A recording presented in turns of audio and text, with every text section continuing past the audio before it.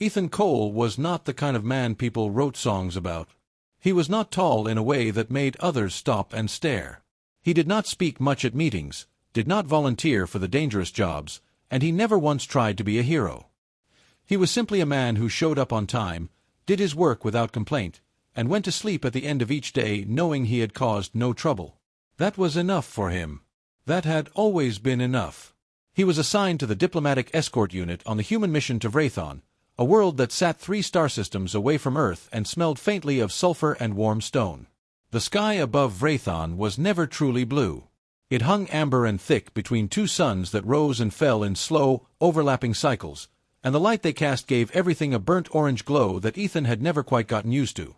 The ground was mostly black rock and pale dry grass, and the buildings that rose from it were sharp and tall and ancient in a way that made human architecture look like something a child had built in a sandbox.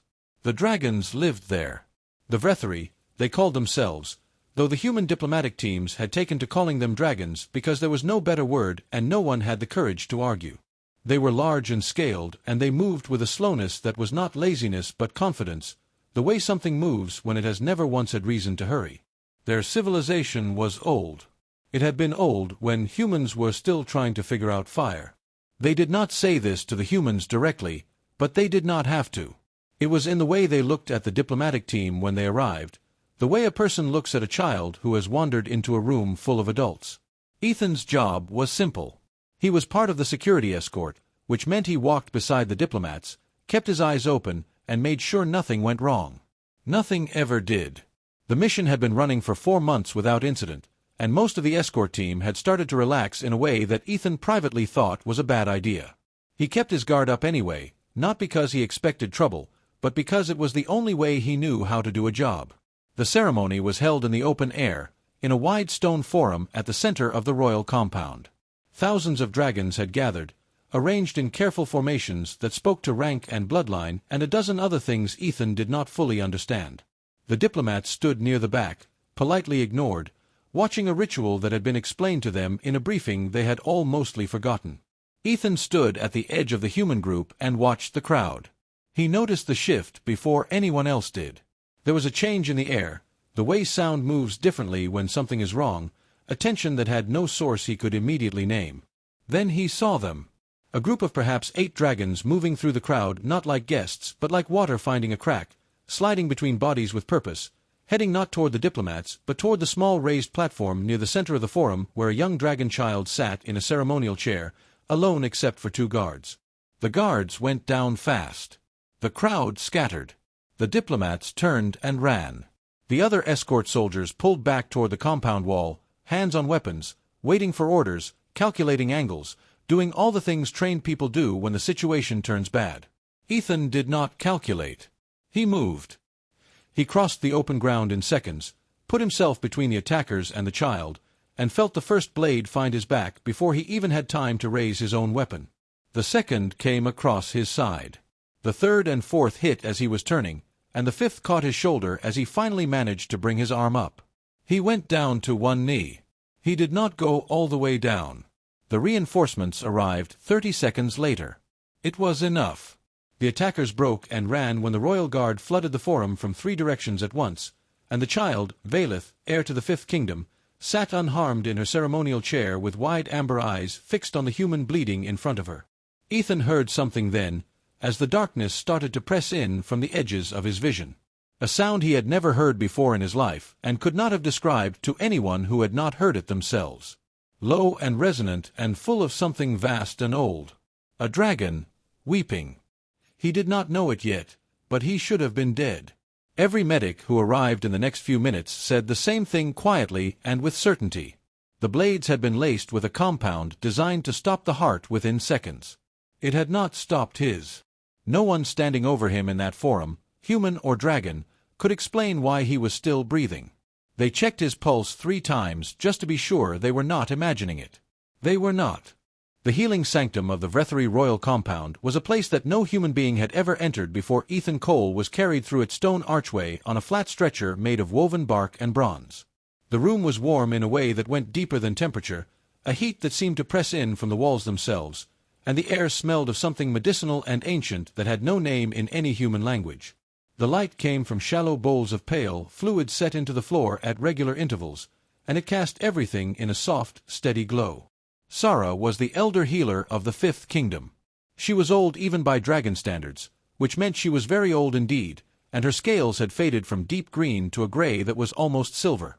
She had healed wounds that would have ended most lives and had done so for longer than any living dragon could clearly remember. She looked at Ethan when they brought him in and said nothing for a long moment. Then she set to work. She worked through the first night and well into the second day. Her assistants moved around her in practiced silence, passing instruments and compounds without being asked, reading her intentions from the small shifts in her posture. They used methods that human medicine would not have recognized, techniques that combined careful physical treatment with something older, a low-resonant sound that Sara produced from deep in her chest, a controlled breath directed at the wounds that seemed to do things that no human healer's hands could replicate. The bleeding slowed. The tissue began to close. His heart kept beating. On the third day, Sara found something that made her stop working and simply look for a while. It was not visible under any instrument she had. It was something she felt through her palms when she held them close to the wounds, a quality in how the body was responding that she had not expected and could not immediately explain. The poison that should have killed him had not simply failed. His body had done something to it. Something had pushed back. She noted it carefully in her records and told no one, not yet. She needed to think about what it meant. Ethan lay unconscious for 11 days. While he slept, the politics moved fast. Word of what had happened spread through the 7 kingdoms before the first sun had set on the day of the ceremony. Every lord and council had an opinion. Most of those opinions were complicated. Some were angry. The Vrainnull faction, the separatist group responsible for the attack, had embarrassed every kingdom at once by proving the royal compound was not as secure as the lords had believed. That alone was enough to generate arguments that would run for weeks. But the human was an additional problem that no one quite knew how to fit into the existing categories of thought. A member of the human diplomatic team had defended a royal child. Not been ordered to. Not been positioned to. Had simply looked at a situation and moved toward it instead of away. Several lords argued that this was irrelevant. A few argued that it changed things in ways that needed to be discussed carefully. Lord Draveth of the Third Kingdom, a large and very traditional dragon who had opposed the human mission from its beginning, stood before the council and said plainly that the humans' involvement in royal affairs was a complication that served no one and should be resolved quietly by sending the man home with a gift and no further mention of the incident. Queen Erin of the Fifth Kingdom said nothing in those early meetings. She attended them, listened, and offered no opinion. But she did not allow Ethan to be moved from the sanctum. When one of Draveth's aides came to arrange the transfer, Erin was standing in the doorway of the healing room and did not step aside. The aide left. No one came back to try again. On the 11th day, Ethan opened his eyes. The room was quiet. The light from the floor bowls was steady and low. He lay still for a moment, aware that he was alive in a way that felt faintly surprising, taking stock of the weight of bandages across his back and side and shoulder, the deep ache that ran through him from the base of his neck to the back of his knees. He turned his head slowly. At the foot of the bed, curled into a compact shape with her tail wrapped neatly around herself and her small wings folded flat against her back, Valeth was asleep. She was smaller than she had seemed during the ceremony. She breathed slowly, and each breath made a faint sound like wind moving through a narrow gap in stone. Ethan stared at her for a long time. The door opened and a young dragon attendant named Kale stepped inside, saw that Ethan was awake, and stopped. He was not old, by dragon standards, and he had the look of someone who had been waiting for something and was now uncertain what to do with it. Ethan looked at Kale, then back at the sleeping child, then at Kale again. His voice came out rough and low when he used it. Kale answered simply. He said that she had not left his side since they brought him in.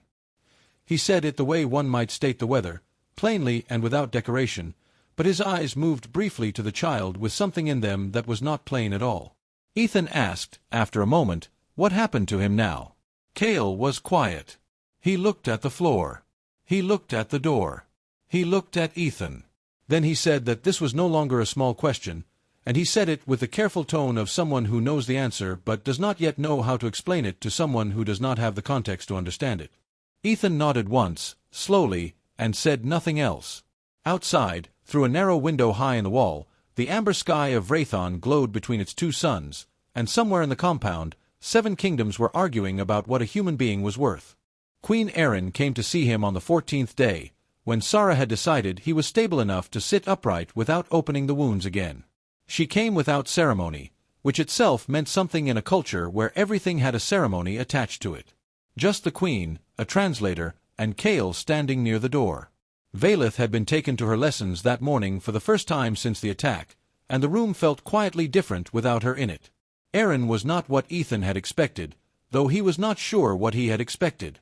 She was large and dark-scaled, the color of deep water, and she moved with a controlled slowness that he had come to understand was not caution but gravity.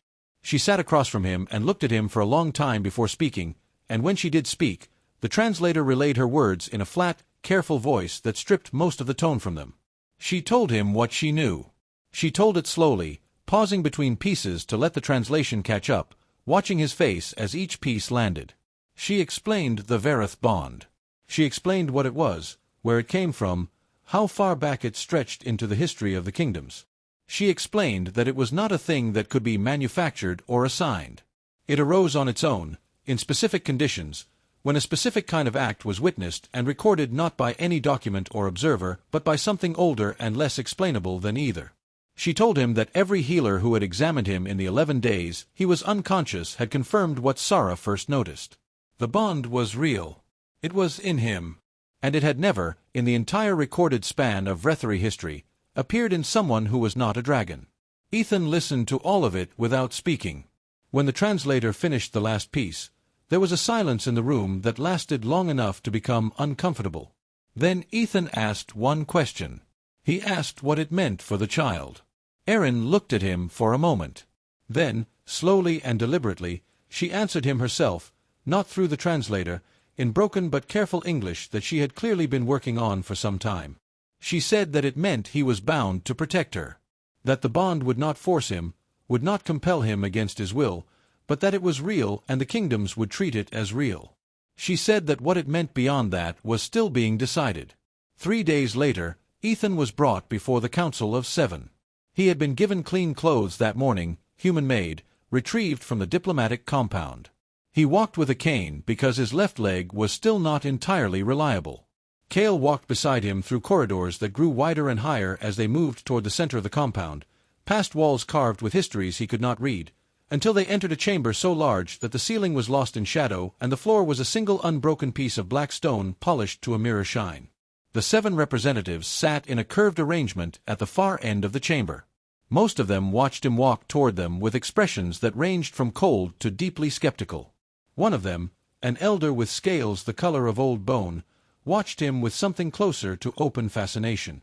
This was Thorin of the First Kingdom, the oldest active lord in the council, and he did not look away from Ethan for the entire duration of the walk. The council spoke. Arguments went back and forth in the dragon tongue while the translator worked steadily at Ethan's shoulder. Draveth spoke at length. His position had not changed.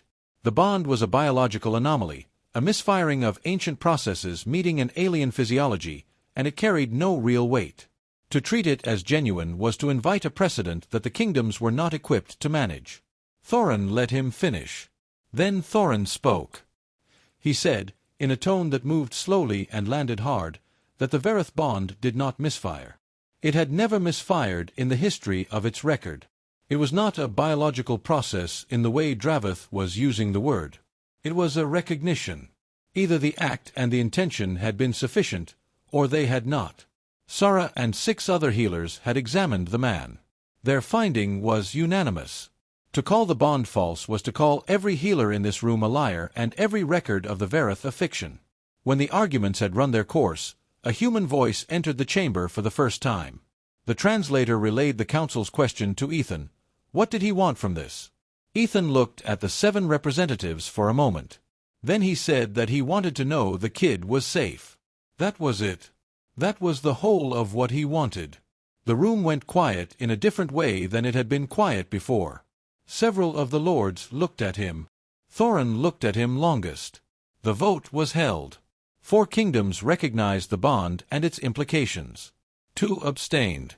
1 refused. The result was sufficient. Ethan Cole of Earth was formally, if contentiously, named Verithkin to Valith, heir of the Fifth Kingdom, the first non-dragon guardian in the recorded history of Wraithon. After the chamber had emptied and Kale was guiding him back through the wide corridors, Thorin fell into step beside them. He walked slowly, which meant Ethan did not have to push himself to keep pace. For a while neither of them said anything. Then Thorin spoke. He said that Ethan did not understand what he had walked into. He said it without unkindness, without condescension, as a simple statement of fact. Ethan said he was starting to figure that out. Thorin looked at him sideways with those pale, ancient eyes. He said, "But you will." And then he turned down a different corridor and was gone, leaving Ethan and Kale standing in the amberlit hall with the weight of a title no human had ever carried pressing down on both of them in very different ways. 3 months passed. They passed the way hard months do, not quickly, not slowly, but with a density that made each day feel heavier than the one before it. Ethan had been given quarters in the royal tier of the Fifth Kingdom's compound, a set of rooms that had been modified for human proportions with a care that was either thoughtful or deeply awkward depending on the item in question. The bed was the right size. The doorways were too tall by a factor of 3. The lighting was calibrated for dragon eyes and left everything with a slightly orange tint that made Ethan feel, for the first several weeks, like he was living inside a sunset. His days were structured from before first sun to well after second sunset. Language instruction in the mornings, conducted by a dry and precise scholar named Orvan who had the patience of a cliff face and the personality to match. Cultural briefings after midday, covering the rules and rituals of royal life in more detail than Ethan had previously believed any set of rules could possess. And then, in the late afternoons, Ossen. Ossen was his combat trainer. He was not especially large by dragon standards, which still made him significantly larger than any human Ethan had ever stood next to. He had deep red scales and amber eyes and a way of looking at a person that made them feel they were being measured and that the measurement was not going especially well. He did not speak much during the first week of training. He simply put Ethan through the basic movements of the Verithkin form and watched him do them, and when Ethan did them wrong, which was often, Ossen corrected him with a kind of directness that left no room for feelings. It was not punishment. Ethan understood that after the first 10 days. Ossen trained him hard because the role required it and he was not the type to do a job halfway. There was no contempt in how he worked with Ethan, only a relentless expectation that met Ethan exactly where he was and then kept moving. Ethan had been trained hard before in his life. He had never been trained like this. The gravity alone was a constant drain, and the altitude of the royal tier left him short of breath in a way that did not improve as quickly as he hoped. He slept deeply every night and woke sore every morning and kept showing up. Valith found him on the 4th day after he moved into his quarters. She came around a corner in the corridor that led to the practice grounds, moving at a speed that suggested she had been looking for him specifically and was pleased to have succeeded. She was 6 years old in a human translation of Rethary age measurements, which Ethan had been told was still very young for a dragon, though she carried herself with a self-possession that would have seemed remarkable in a human child twice her age. She asked him things. She asked him constantly, during the off-hours when he was not in training or class, trailing him through the palace corridors with her small wings half spread the way young dragons held them when they were excited. She asked him what Earth looked like. She asked him why human food had so many different colors. She asked him if it was strange to have no tail. She asked him if he had been afraid during the ceremony. He told her yes. He had been afraid. She thought about this for a moment. Then she asked if being afraid was why he stopped. He told her no. Being afraid was why he almost did not stop. He stopped for a different reason. She asked what reason. He said he was not entirely sure he could explain it. She seemed to find this answer more satisfying than a neat explanation would have been, and she walked beside him the rest of the way to the practice grounds without asking anything else. The threat was building quietly in the background of all of it. Intelligence filtered through the Fifth Kingdom's network painted a picture that none of the Verithkin senior guard were happy with. The Vrainnull had not gone silent after the first attack. They had gone careful. The network of contacts they had used was not fully mapped. Their reach into the other kingdoms was uncertain. And the naming ceremony for Valith, a public event with fixed protocol that could not be altered without generating its own political crisis, was now 3 weeks away and growing closer at the usual rate. Ethan was briefed alongside the full Verithkin unit. It was the first time he had been in the same room as all of them, and the room was large, and the unit was impressive in the specific way that ancient warriors trained to protect royalty across 1,000 years of practice tend to be impressive. They looked at him the way they always looked at him. He had stopped expecting it to feel comfortable. He listened to the briefing carefully and asked 2 questions that the senior guard paused at before answering, not because the questions were inappropriate, but because they came from an angle that the existing planning had not considered. 3 days before the ceremony, Asen caught up with him after the afternoon session and held out a weapon without explanation. It was not a standard dragon blade. It had been made by the compound smiths to fit a human hand, weighted differently, the grip proportioned for fingers that did not have claws. It was not a concession. It was an acknowledgement. Asen set it in Ethan's palm and looked at him for a moment with those amber eyes. He said nothing. He did not need to. Ethan closed his hand around the grip, felt the weight of it settle into his palm in a way that felt specific and deliberate, and nodded once. Asen turned and walked back toward the compound. Ethan stood in the training yard with the weapon in his hand, and the amber sky deepening overhead, and the naming ceremony 3 days away, and he did not feel ready, but he had learned in the last 3 months that feeling ready and being ready were not the same thing, and that the second one was the only one that mattered. The naming ceremony began at first sun on a clear amber morning. The great open forum of the Fifth Kingdom was full in a way it had never been during Ethan's time on Vrathon. Thousands of dragons filled the wide stone tiers, arranged in the careful hierarchical patterns that Orvin had spent 2 weeks explaining to Ethan during their language sessions. Representatives from all 7 kingdoms were present, which was itself unusual enough to generate a quiet current of attention running through the crowd before the ceremony even started. Ethan stood in the Varithkin formation for the first time officially. He was on the inner ring, which was the closest ring to Vailitha's position, which was also the most exposed. The senior guard had not put him there to test him. They had put him there because the formation logic required it, and because Asen had argued, in the quiet way Asen argued things, that the inner ring was where Ethan had already proved he belonged. He was aware of how he looked. He was the only creature in the formation that did not have wings, scales, or a tail.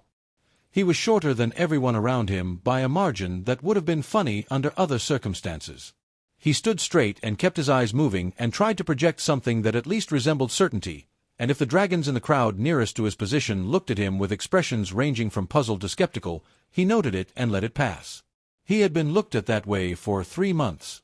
He had stopped letting it take up space inside him. The ceremony moved through its early stages with the measured pace of something that had been performed 10,000 times. Drumbeats and formal speech and the slow progression of symbols that Ethan now understood well enough to follow without a translator for the first time. Vailith sat in the central position in her formal regalia, and even from his station he could see the precise way she was holding herself upright, the effort of a young child working hard to behave like something older. The attack came at the ceremony's midpoint, when the crowd's attention was deepest and the forum's rhythm had established itself enough to make deviation noticeable only a moment too late. 3 breach points, simultaneous.